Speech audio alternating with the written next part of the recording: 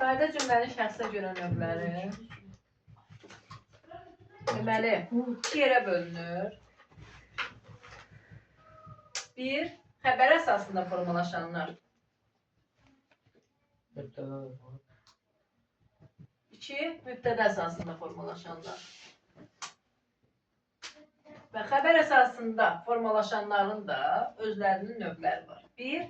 Müəyyən şəxsli cümlə.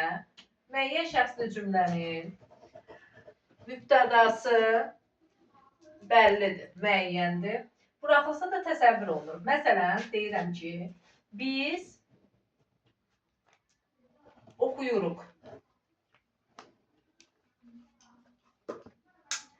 Oxuyuruq kim? Biz. Mübtədası var, yəni biz. Neçənci şəxsdədir? Birinci şəxsin nəyi? Cəmi. Cəmi. Birinci şəxsin cəmi. Onda deməli xəbər də birinci şəxsin cəmində oldu. Deməli, müəyyən şəxsli cümlənin xəbəri birinci, ikinci, üçüncü şəxsin təki və birinci, ikinci şəxsin cəmində olur. Üçüncü şəxsin cəmində nə vaxt ola bilər? Əgər mübtədası varsa, mübtədası buraxılırsa, üçüncü şəxsin cəmindədirsə xəbəri, onda o, əgər özündən əvvəl mübtədadan danışılmırsa, o müəyyən şəxsli olmayacaq. Məsələn, desəm ki, bizi qarşıladılar. Qarşıladılar kim? Bilmirik kim. Söhbət getməyibdir. Baxmayaraq ki, üçüncü şəxsin cəmindədir. Biz bunu müəyyən şəxsi götürə bilmərik, çünki mübtədası yoxdur. Amma bundan əvvəlki cümlədə danışsaq ki, uşaqlar dəcəldilər və ardınca deyirəm ki, onlar dərs oxumurlar, tutalım. Oxumurlar. Larlər var da görürük ki. Oxumurlar kim? Uşaqlar. Onlar. Mübtədası var. Ona görə də xəbəri üçüncü şəxsin cəmində oldu. Bu oldu müəyyən şəxsdir. Amma mübtədası olmasa, üçüncü şəxsin cəmində olsa, müəyyən şəxsli olmayacaq. Nə onda izah edəcəm, nə olacaq. Dedik ki, müəyyən şəxsli cümlədə bəzi mübtəda buraxıla bilər. Məsələn, deyirəm ki, yazırıq. Kim yazır? Biz. Buraxılsa da təsəvvür olunur da kimdən söhbət gedir. Tutalım ki, deyirəm ki, eşidirsən. Kim? Sən. Buraxılıb, amma təsəvvür olunur. Bu müəyyən şəxslidir.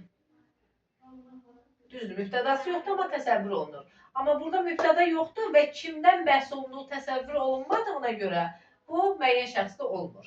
Bunu yazın. İkinci gəlir. Qeyri-müəyyən şəxsli cümlələr. Qeyri-müəyyən şəxsli cümlənin xəbəri üçüncü şəxsin cəmində olur. Yəni, larlər şəxs sonluğu əlavə olunur. Mübtədası olmur. Bax, ona fikir verin. Mübtədası olmur və kim haqqında danışıldığı təsəvvür olunmur. Ona görə də xəbəri cəm şəkilçi qəbul edərkən qeyri-müəyyən şəxsli cümlə götürülür. Məsələn, bizi incitdilər. Kimin haqqında söhbət getdiyi bilinmir. Xəbəri larlərlə işlənibdir. Ona görə də bu olur qeyri-müəyyən şəxsli cümlə. Və bir qayda olaraq qeyri-müəyyən şəxsli cümlənin cümlədə daha doğrusu biz elə bil, sanki, güya, bənzətmə modal sözlərindən istifadə edildiyini görə bilərik. Başa düşdük? Deməli, ümumiyyətlə, bax bu cümlələrdə sonluqları bilsəz, vəssalam, ayırt eləmək asan olacaq. Bir dənə mübtəda xəbərin işlənməyinə baxacaq.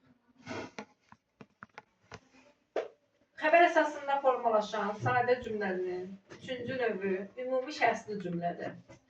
Ümumi şəxsli cümlənin xəbəri ikinci şəxsin təkində və ya üçüncü şəxsin cəmində olur. Və adətən qeyri-qəti gələcək zamanda. Hansıdır gələcək zaman şəkilçisi qeyri-qəti? Qeyri-qəti gələcək zaman şəkilçisi hansıdır? Qeyri-qəti. Ar, və ya yar yer, inkarı nə ilə düzəlir? Mamə. İnkarı. Ma. Ne olur inkarında?